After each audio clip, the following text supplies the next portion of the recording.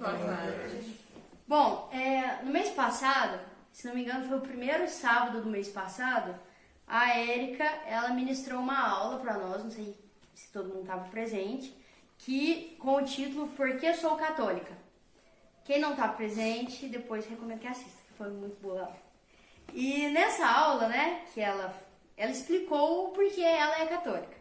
E aí ela abordou toda a história da nossa salvação, amparada nas passagens bíblicas que remetem à criação, a aliança que Deus fez com o povo escolhido, o rompimento dessa aliança, que teimou e não cumpriu aquilo que Deus pediu para o povo, e depois o restabelecimento de uma nova aliança, que foi a nova e eterna aliança, que foi por meio da encarnação de Nosso Senhor.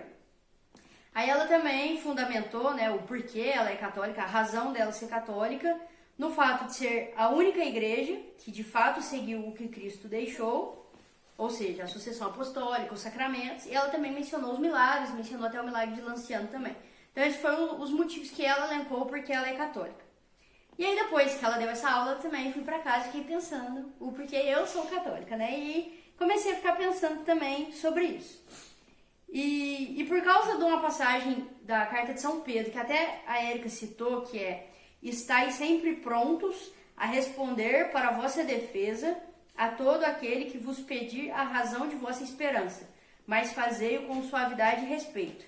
E aí, eu já tinha lido essa passagem, mas depois que ela falou, aquilo me chamou mais atenção da importância disso, né? Que a gente de fato tem que estar preparado. Isso é uma ordem, não é um algo a mais assim, né? É uma ordem. Estais sempre prontos a responder para a vossa defesa a todo aquele que vos pedir a razão de vossa esperança. E qual é a nossa esperança? É o céu, né? É a nossa fé. Então a gente de fato tem que estar preparado para responder as pessoas que vieram falar com a gente. E aí eu resolvi colocar mais 3 coisas a mais que a Érica não falou.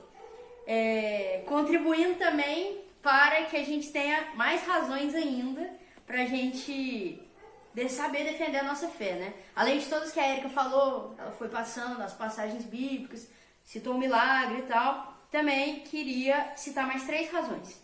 E as 3 razões são: primeira, a grandiosidade dos frutos que nossa igreja já colheu. A segunda razão, a superioridade da nossa fé católica. E a terceira razão, a inferioridade das outras religiões. Antes, porém, de começar a falar dessas 3 razões, né, desses 3 tópicos, é necessário deixar claro que esses argumentos estão completamente fora de moda. Sim, em um mundo onde tudo virou intolerância religiosa e os nossos pastores enchem a boca para falar sobre ecumenismo e que todas as religiões são iguais, blá, blá, blá, defender que existe uma inferioridade das outras religiões e que existe uma superioridade da fé católica é um dos maiores crimes da humanidade. Só não é mais grave, óbvio, que o crime de usar canudo de plástico, né, gente, porque mata a tartaruga, né? Esse é um crime muito pior. Mas, né, esse também é um crime.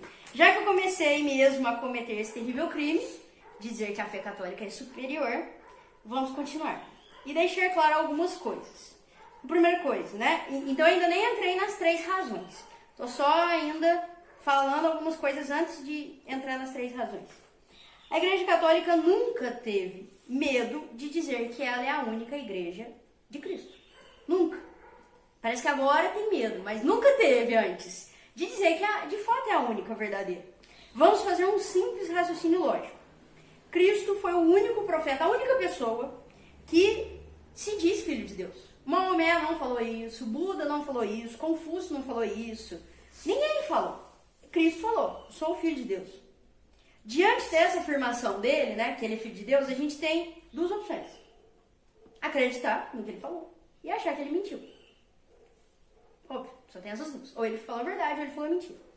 Porém, se considerarmos que Cristo mentiu, teremos então que dizer que todos os milagres que ele fez são falsos. Porém, se ele não fez milagre nenhum e é tudo mentira, não tinha motivo nenhum para ele ter seguidores. Certo? E uma mentira não se sustentaria por 2022 anos. Se, porém, o que ele disse é verdade, e que ele de fato é o Filho de Deus, Então, absolutamente tudo que ele disse tem um peso muito grande, porque era o próprio Deus que estava dizendo.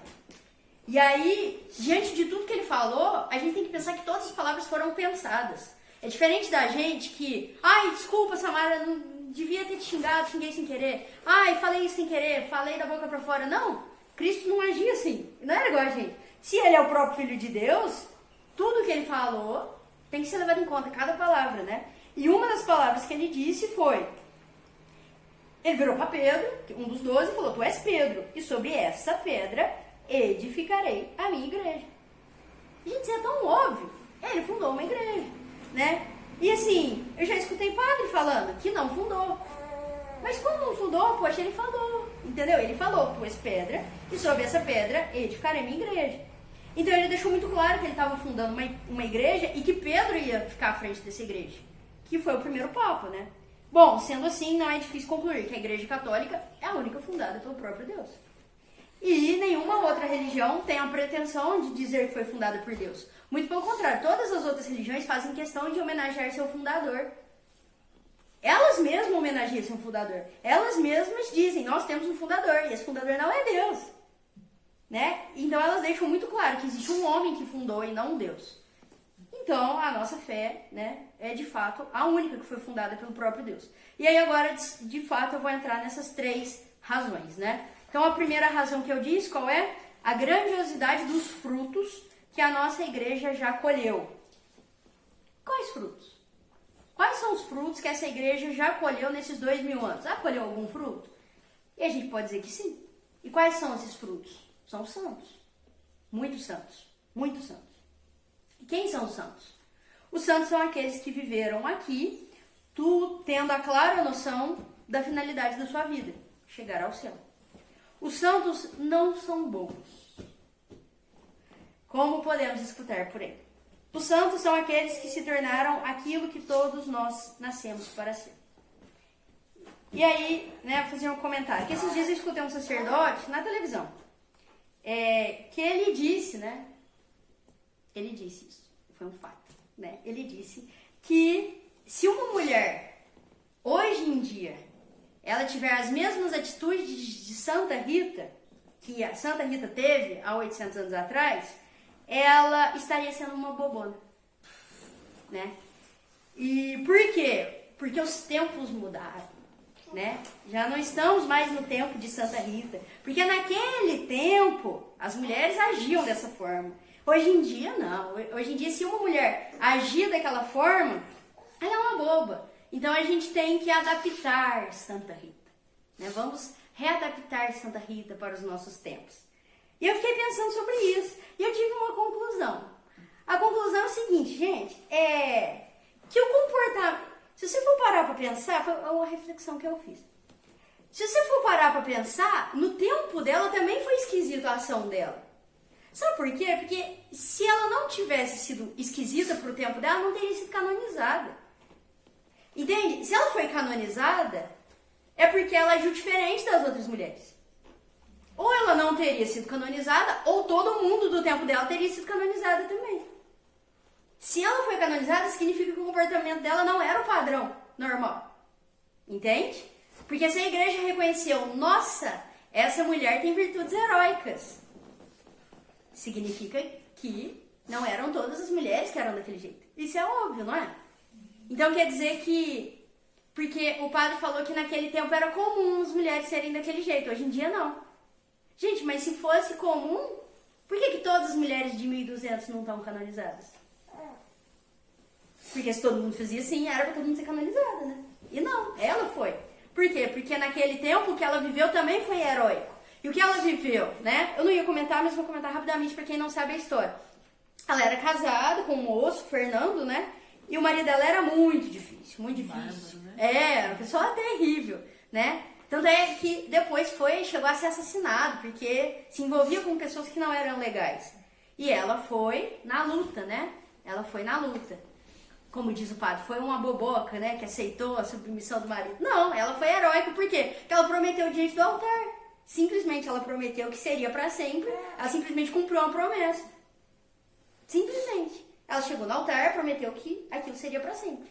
E ela cumpriu a promessa dela. E ela ficou para sempre com ele. enquanto ele viveu. Aí ele morreu, né? Aí tem toda a história de que os filhos queriam vingar a morte do pai. E aí ela chegou a rezar pedindo para que os filhos morressem, para que os filhos não vingassem o pai. E os filhos de fato morreram, os dois, na mesma noite, para que eles não cometessem esse pecado mortal. Ela chegou a rezar pedindo isso, né? E vocês que são mães, né? Qual mãe rezaria pedindo pro filho morrer? Olha a fé dessa mulher, né? Eu acho assim que isso é uma coisa muito difícil. Eu não sou mãe ainda, mas imagino que isso deve ser uma coisa muito difícil. Você pensar isso, né? Eu prefiro ver meu filho morto do que cometer um pecado mortal. E ela rezou pedindo, né? E de fato eles morreram. Deus atendeu o pedido dela e eles morreram e não cometeram o pecado mortal, que era vingar a morte do pai. Morreram os dois, eram novinhos. Se não me engano, tinham 14 anos. Porque se não me engano eram gêmeos, mas isso também não tenho certeza, mas tudo bem. E aí, aí ela foi, né, pro convento, virou freira e tal. Então, assim, é isso, né? E é exatamente isso que é a santidade. É ir na contramão das tendências egoístas e mesquinhas desse mundo. Foi o que ela fez e é o que nós devemos fazer também, né? E esse mesmo sacerdote, né? Ele também disse, né, que o corpo dela foi reconstruído para visitações, né? Mas existe, talvez ele não conhece a incorruptibilidade, né? Ela não foi reconstruída, né, com cera, né? Vamos pôr uma cerinha aqui. Não, o corpo dela ficou incorrupto e isso é uma coisa normal para os santos. Tem vários e vários santos que o corpo está incorrupto. Morreu, os vermes não comeram. O corpo está lá. Depois de 100 anos, 200 anos, 300 anos, 400 anos, o corpo não se decompõe.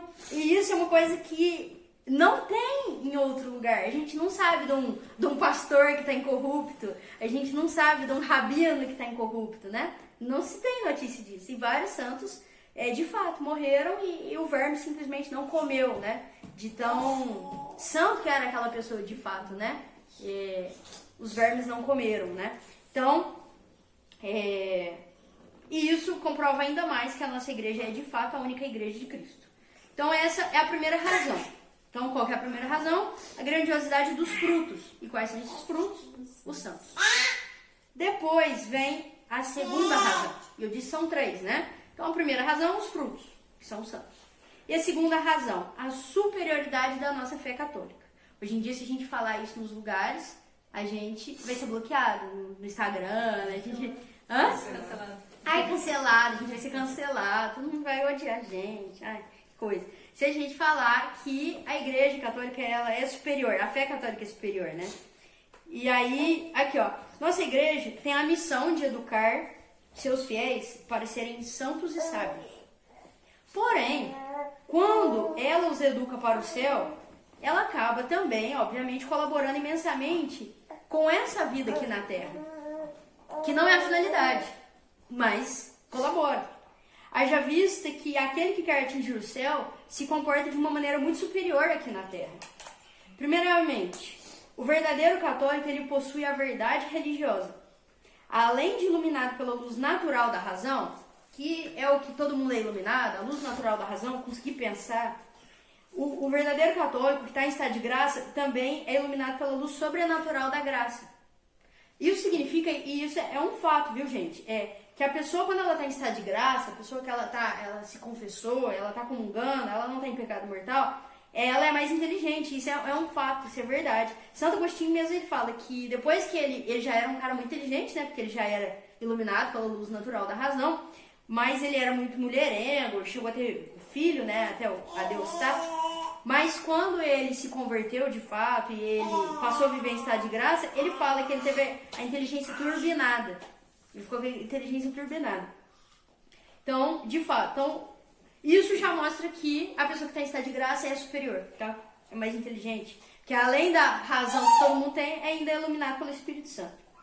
Em segundo lugar, o verdadeiro católico tem a superioridade moral, pois ele vive o preceito cristão de não fazer ao outro o que não gostaria de que se fizesse com ele.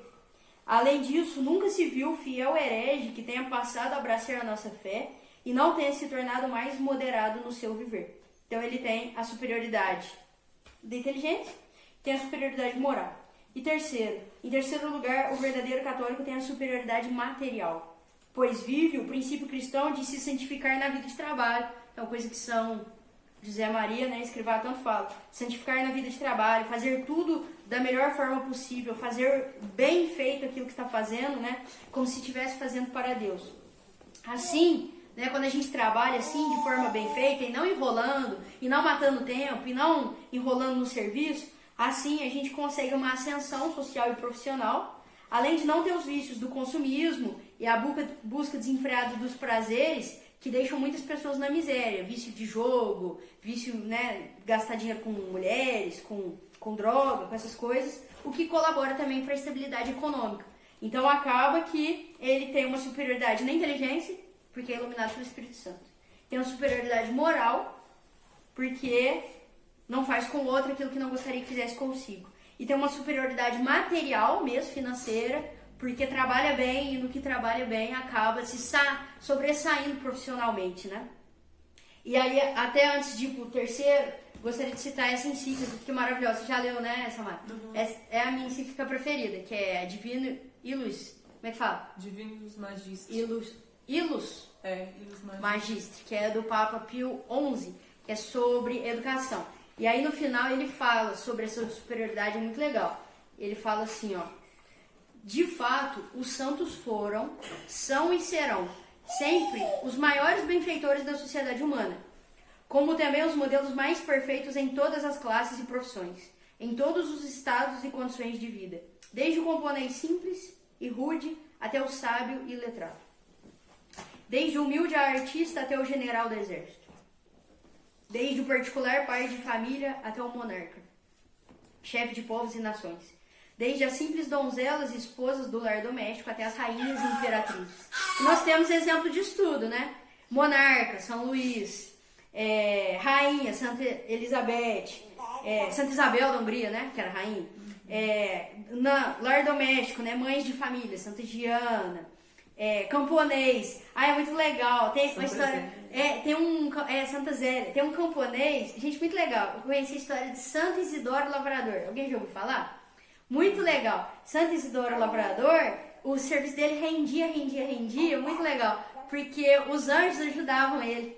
Aí a imagem dele, tem uma imagem, depois vocês procuram no Google. A imagem dele é ele com a enxadinha e os anjos nos carros de boi, assim, arando a terra.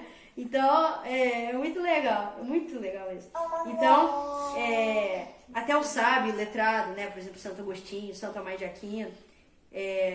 Então, é isso, né? Tem em todos os aspectos, né? E aí, depois tem um texto de Santo Agostinho, também muito bonito, que é: ó Igreja Católica, mãe veríssima dos cristãos, vós, com razão pregais, não só que se deve honrar puríssima e castissimamente o próprio Deus, cuja consecução e vida é vida felicíssima, mas também de tal modo exerceis o vosso amor e caridade para com o próximo, que junto de vós se encontra poderosamente eficaz todo remédio para os muitos males de que por causa dos pecados sofrem as almas. Vós adestrais e ensinais com simplicidade as crianças, com fortaleza os jovens, com delicadeza os velhos, segundo as necessidades do corpo e do espírito. Vós, por livre escravidão, submeteis os filhos aos pais, e dai aos filhos, como superiores, os pais com domínio de piedade. Vós, com o vínculo da religião, mais forte e mais íntimo do que o sangue, unis irmãos e irmãs. Vós, não só com o vínculo de sociedade, mas também com fraternidade, ligais cidadãos a cidadãos, povos a povos. Numa palavra, todos os homens com a lembrança dos comuns protoparentes. Ensinais aos reis que atendam bem aos povos. Admoestais os povos que obedeçam aos reis. Com solicitude ensinais a quem se deve honra, a quem afeto, a quem se deve respeito, a quem se deve temor, a quem se deve conforto, a quem se deve advertência, a quem se deve exortação, a quem se deve correção, a quem se deve censura, a quem castigo, mostrando em que modo, mas não a todos, tudo se deve, a todos, porém, a caridade, a ninguém a ofensa. Então, é muito lindo, maravilhoso, né? Que, de fato, né? a nossa Santa Igreja nos ensina como nos comportar. Como mães de família, como esposa, como dona de casa, como empresária, como reis, como governantes, né? Em todos os casos, em todas as situações, ela nos ensina como comportar. Então, nós de fato temos essa superioridade, porque nós temos uma doutrina que é estável e que todo mundo pode se firmar nisso. E é aí que eu entro já na terceira e última razão, que é a inferioridade das outras religiões. E é muito importante a gente prestar atenção nisso, porque hoje em dia é muito triste que os próprios nossos sacerdotes têm uma mentalidade que foi uma mentalidade muito difundida pelo teólogo, né, ex-frei Leonardo Boff, que fala o quê? Que todas as religiões são rios que levam para o mesmo mar, que é Deus. Essa era a metáfora dele, né? São vários rios que desembocam no mesmo mar. Ah, então eu tô no rio da Umbanda, eu tô no rio da Protestante, eu tô no rio lá do raio que parta, lá do Hare Krishna. Eu tô no rio da Igreja Católica, mas todo mundo vai pro mesmo mar, que é Deus. Todo mundo vai chegar no mesmo Deus, o Zen, o Alfa, o raio que parta, todo mundo chega na mesma coisa. E é muito triste ver isso, que realmente ficou muito igual. Os próprios padres, né, muitos padres veem dessa forma, né? É só mais uma das igrejas, né? Mas quando a gente começa a observar de fato, aí a gente vê, né? Então, o terceiro ponto que eu trouxe, né? A inferioridade das outras religiões. Então, por exemplo, né? Eu trouxe vários exemplos. Primeiro, a nossa fé católica é instável. Jamais um dogma foi ou será modificado. Nunca. Vai chegar um papa e vai falar, gente, pensei bem, a Imaculada não foi concebida sem pecado, não. Entendeu? Nunca vai acontecer. A gente tem essa certeza, a gente tem essa estabilidade com a gente, né? E que nos dá segurança. Já as outras religiões são instáveis. E aí eu trouxe esse livro aqui, ele é nosso, ele é do Instituto. Eu recomendo, ele é do Santo Afonso, chama Instrução aos Católicos. Eu vou ler algumas partes. Eu sei que é chato ler, mas assim, é porque de fato tem que ler, porque é muito bom. É muito bom. Aí ele fala aqui, ó, vários pedacinhos. Falando sobre a instabilidade das outras religiões. Aqui, ó. Acrescente-se ainda que os maometanos, que eu tô falando da região de Maomé, né, os islâmicos, né, embora todos sigam a doutrina de Maomé, são muito diferentes entre si na crença, de onde chega a 60 o número de suas seitas. Mas não é uma maravilha que o próprio Maomé, em várias partes do Alcorão, claramente se contradiga? Em um lugar, diz que cada um pode salvar-se na própria lei. Em outro, ele nega isso. Em um lugar, ele nega que os cristãos têm uma verdadeira lei. Em outro lugar, no mesmo livro, ele afirma que tem a verdadeira lei. Em um lugar do Alcorão, ele afirma que a própria pessoa de Cristo foi crucificada. Em outro lugar, no próprio Alcorão, ele diz que outro homem assumiu o lugar de Cristo. E ele faz outras 1000 contradições, os quais eu omito por brevidade. Isso é Santo Afonso falando. Depois ele vai falar dos luteranos. Os luteranos, num espaço de 50 anos, dividiram-se em 3 seitas. Luteranos, semiluteranos e antiluteranos. Então, os luteranos subdividiram-se em outras 11 seitas. Os semiluteranos em outras 11. E os antiluteranos em 56. Também a escola dos calvinistas logo se dividiu em mais seitas. E disso contam-se mais de 100. Mais de 100 igrejas que guardam a verdade com elas, né? Todo mundo tá certo, né? Aí depois ele vai falar sobre Lutero. Lutero, enquanto viveu, não fez outra coisa senão contradizer-se. Apenas no artigo sobre a Eucaristia notam-se 30 de suas contradições. Os luteranos não sabem hoje no que tem que acreditar amanhã. Enquanto nós, né, nós estamos com o Espírito Santo. O Espírito Santo é uno e imutável, portanto não pode negar-se a si mesmo. E isso, o Padre Paulo Ricardo fala muito. Deus não se engana e não engana ninguém. Então não tem como ficar modificando. Porque se for o Espírito Santo que inspirou, por isso que a nossa doutrina não vai mudar. E é bonito demais a gente saber que é uma coisa imutável mesmo. Né? Esses dias eu dei carona pra uma mulher lá da roça, e aí ela falou assim pra mim, e você também é crente? Ela era crente. Aí eu falei, não, eu sou católica.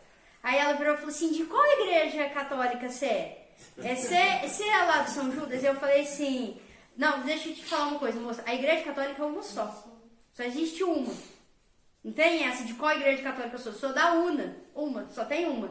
E aí existem as paróquias, mas é a mesma igreja, só existe uma. Ah, tá, entendi. Eu quase falei, diferente da vossa, né? Que tem mais de 100, né? E tudo diferente. Aí outra, né? Ainda falando sobre a inferioridade das outras religiões. Então, o primeiro ponto, a nossa é estável. O segundo ponto, a nossa igreja, ela conta com 70 peritos. Não sei se vocês sabiam disso. O Vaticano, ele tem 70 peritos. Pessoas contratadas mesmo para verificar os milagres. Vocês sabiam disso? Que não é assim. Ai, eu vi Nossa Senhora. E aí, de repente, eu fundo uma igreja e aí todo mundo vem, Nossa Senhora Aparecida de São Sebastião do Paraíso. Não é assim. Então, eles vão verificar se aquilo é verdade. Vão verificar se realmente aconteceu aquele milagre. Gente, para canonizar um santo é muito difícil. Não é assim, né? Eu tava lendo o relato da canonização de Santa Higiana, Beretta Bola. E assim, o marido dela, ele passou por mais de 100 audiências no Vaticano. Porque eles queriam confirmar se realmente a esposa dele era santa. E se ele não ia se contradizer. Pensa, mais de 100 vezes ele teve que ir no Vaticano falar, né? Ele conta que foi muito difícil o processo de canonização da esposa dele. E ele fala que no começo ele nem queria que a esposa fosse santa. Não queria que fosse canonizada. De tão difícil que foi. Né? E o tanto que a vida dele mudou do avesso, porque você pensa. Né? De repente, né, ele virou o foco das atenções ali, o Vaticano querendo saber e tal. E ele tendo que o tempo todo recontar a história, né? Recontar. E por quê? Porque o Vaticano tem isso, eles têm 70 peritos, então para investigar realmente, né? Ah, surgiu uma fonte milagrosa ali na casa do Paulo. Aí de repente tá todo mundo aqui na casa do Paulo sendo curado. Não é assim, eles vão vir aqui, vão ver, né? Então é todo um... Tem um filme, né? Aquele filme... A aparição, mas não é... Não é história verdadeira, não, mas mostra muito isso. A aparição, não a Lumine. Não é Terra de Maria? Eu tô confundindo. Não, aquilo... Não, é a Lumine. Aquele da menina que fala que Nossa Senhora apareceu? Aparição. Aparição, ele não é uma ficção, história real, não é história real, mas ele fala muito sobre o processo, né, de ver se é verdade. E a gente vê que muito, não é assim, né, é milagroso e pronto, né.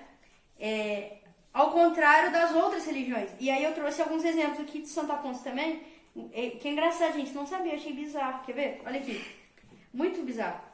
Um cara chamado Misna, foi conduzido por Misna, né, uma figura endemoniada até Lutero. Levou um endemoniado até Lutero, a fim de que esse endemoniado fosse liberto, né? Ele a levou para a sacristia da igreja e começou a exorcizar o demônio. Não como no rito da igreja, mas do jeito dele. O demônio não só não obedeceu Lutero, como também o encheu de medo.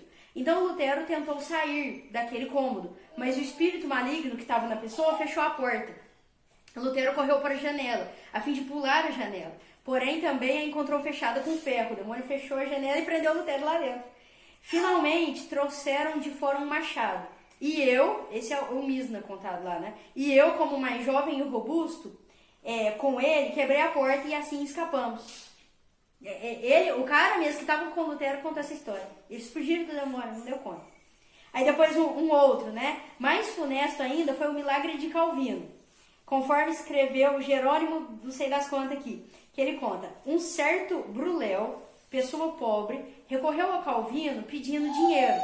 E Calvino prometeu ajudá-lo, contanto que fizesse uma coisa em troca. E o que era? A coisa era que ele se fingisse de morto, esse pobre, e quando ouvisse a voz do Calvino, demonstrasse ter ressuscitado. Forjar um milagre. E aí o pobre Bruléu obedeceu. O que aconteceu? Calvino gritou, Bruléu, em nome de Jesus Cristo, levanta-te. E o pobre não fez nenhum movimento. Calvino replicou o comando, mas Bruléu não se moveu. Finalmente, a esposa do Bruléu foi sacudi-lo e encontrou verdadeiramente morto. Morreu o homem. Então, chorando e gritando em voz alta, começou a contar em público o fato como havia sido planejado. Né? Então, meio que foi um castigo, né? Castigo matou o homem que estava forjando esse milagre com o Calvino, né? Então, né, mais uma vez aí, a inferioridade das outras religiões. E aí um terceiro ponto também, né? Tudo que os profetas do Antigo Testamento predisseram sobre Cristo, de fato aconteceu, de fato se cumpriu. E além disso, vários santos fizeram previsões de acontecimentos futuros, vários santos, né? Santa Catarina de Sena, Santa Idelgarda, Santa Brígida, vários preveram coisas e de fato aconteceu do jeitinho que preveram. Enquanto que outras religiões, e aí Santo Afonso traz outro exemplo, né? Tá aqui também, 296. Predisse Maomé que seu corpo recém-morto deveria ser levado para o céu. Mas o fato foi que tão logo passou 3 dias que estava na terra, muito insuportável era o fedor que liberava. Foi comido pelos vermes, não subiu ao céu como tinha predito. Lutero predisse que morreria em Wittenberg e morreu em Esleben, pátria infeliz desse infeliz monstro do inferno, Santo Afonso escreve. Predisse também que no ano de 1583 deveria acontecer um juízo universal. E até agora nada, né? Então ele errou uns anos ali, mais 500 anos. Então, essas previsões, né, dessas pessoas, nada deu certo. E aí um último ponto, né? Falando ainda sobre a inferioridade das outras religiões, e aí não é mais sobre Santo Afonso, um relato pessoal meu aqui. Uma coisa que aconteceu, muito engraçada. Que eu tenho uma aluna, né, que ela é da Umbanda, e ela adora falar da Umbanda pra mim. Só que eu escuto, eu gosto de escutar o que ela tem pra falar, porque aí depois, em troca, ela tem que me escutar falar também, né? Então eu deixo ela falar, ela fala e depois eu falo. Da mesma forma que ela quer falar da fé dela, eu falo da minha, né? Então eu deixo, ela fala, aí ela me conta, né? Até hoje eu ainda dei aula pra ela e ela me contou mais um monte de coisa, me mostrou vídeos. Assim. E aí ela tava falando sobre festa litúrgica, né? Qual festa litúrgica você mais gosta? A minha favorita é a Páscoa, né? Sábado de Aleluia. E aí ela falou, o meu dia preferido é dia 26 de setembro, dia de São Cosme e São Damião. Aí ela falou, na sua igreja também comemora, né? Eu falei, é na minha igreja que comemora, né? O São Cosme e São Damião é nosso, né? Aí eu sei que pegou o São Cosme, né? Aí ela falou, aí ela foi contar de como é a liturgia, né? De São Cosme e São Damião na igreja dela, lá na Umbanda, né? Terreiro, né? Escola terreiro. E aí, gente, é muito bizarro. Assim, ela me mostrou os vídeos. Hoje, inclusive, ela me mostrou, ela veio com esse assunto de novo. São Cosme e São Damião é o santo que atrai o herê. Vou contar, porque tem um sentido eu querer contar isso, né? O que é o herê? É um espírito de criança. Então, chega no dia da liturgia de São Cosme e São Damião, ela vai lá, não é culto que eles falam e nem missa, chama gira, né? Ela vai lá pra gira, né? Do São Cosme e São Damião, e aí eles começam a rezar pedindo o herê. Vem herê, vem herê, e aí o herê vem. Aí ela veio me mostrar o vídeo de como é que o herê vem. Menino, é um negócio assim, é o espírito de criança que apodera da pessoa. E aí a pessoa fica agindo como criança. E aí, assim, a pessoa engatinha, a pessoa chora, a pessoa mama na mamadeira, a pessoa, tipo assim, velho de 80 anos, assim, dando birra, chorando, umas coisas assim. Eu fiquei com essa cara que o José tá fazendo, que é exatamente com essa cara. Eu fiquei olhando o vídeo e falei, crente, né? E aí, fiquei vendo aquilo e ela mostrou vários, né? E aí ela falou que é muito bonita a liturgia, não sei o quê. E quanto que é legal, né? E isso e tal. E aí, ela já tinha me contado isso, hoje ela veio com esse papo de novo. E eu já tinha até programado que eu ia falar sobre isso na aula mesmo. E aí eu falei, mas e aí? E aí? Aí ela fala, vem a criança. A criança incorpora a pessoa. Eu falei, e aí? Aí a pessoa chora, a pessoa faz birra, a pessoa faz xixi na calça, a pessoa fica no chão. Aí ela me mostrou os vídeos, de fato, assim. Só com as inclinações. Umas coisas assim. Aí a pessoa começa a chupar pirulito, muito pirulito, muito pirulito, muito pirulito. Aí eu falei, e aí? Né? Que aquela... o que eu cresci em virtude com isso, né? E aí? E é isso. Falei, e aí? Mas aí acaba como? Aí acaba que quando acaba a gira, aí eu falei assim, mas aí acaba a gira, essa pessoa vai embora e ela volta a ser normal. Volta. E aí acabou a gira, aí cada um vai pra sua casa. Mas e aí? Aí é isso. Essa é a comemoração de São Cosme e São Damião na sua igreja? Tá. É isso, são um monte de vídeos. Gente, coisa bizarra. E aí eu fui procurar na internet quem é São Cosme e São Damião, né? Porque eu falei, o que será que tem a ver, né? Quem é São Cosme e São Damião? Pra eu saber, né? E aí eu achei a biografia deles, né? No site da Canção Nova. São Cosme e São Damião, irmãos gêmeos, médicos de profissão e santos na vocação da vida. Viveram no Oriente e desde jovens eram reconhecidos pela habilidade deles como médicos. Com a conversão, passaram a ser também missionários, ou seja, a unirem a ciência, a confiança no poder da oração, levavam para muitos a saúde do corpo e da alma. Então eram médicos, né, que além de curar o corpo, também catequizavam a pessoa para ela morrer em estado de graça, né, para ela se converter. Viveram na Ásia Menor, até que devido à perseguição de Diocleciano, foram presos, por serem considerados inimigos dos deuses, né, lá da época do Império Romano. Tendo em vista, eles eram, né, acusados de ser herege e tal, e contra os deuses dele. E aí eles falaram, né, teus deuses não têm poder nenhum. Nós adoramos o Criador do céu e da terra. E foram mortos, martirizados. E aí eu fiquei pensando, né, sobre isso, né? Eu já estava raciocinando sobre a inferioridade das outras religiões. Gente, e aí, né? Quais são as virtudes de São Cosme e São Damião que a liturgia de São Cosme e São Damião deles incentiva a eles? Que fruto dá isso, meu Deus? Olha como é vazio, besta, bobo, ineficaz, inútil, ridículo, frívolo, né? Sem palavras para demonstrar isso. Enquanto que nós aqui na nossa fé, o que a gente pode aprender com São Cosme? A viver as virtudes deles. Ao quê? Primeiro, né, estar disposto a morrer pela nossa fé, porque foram mártires, né? Segundo, né, um baita exemplo para os médicos, que não só sejam médicos do corpo, mas também médicos da alma, como foi também o Guido, né, que está em processo de canonização aqui no Brasil, que era um jovem que foi médico, que saía, ele fechava o consultório, terminava de atender as pessoas, ia para a rua do Rio de Janeiro, atender os moradores, curar, ia lá ajudar os moradores que estavam feridos. Olha isso, né?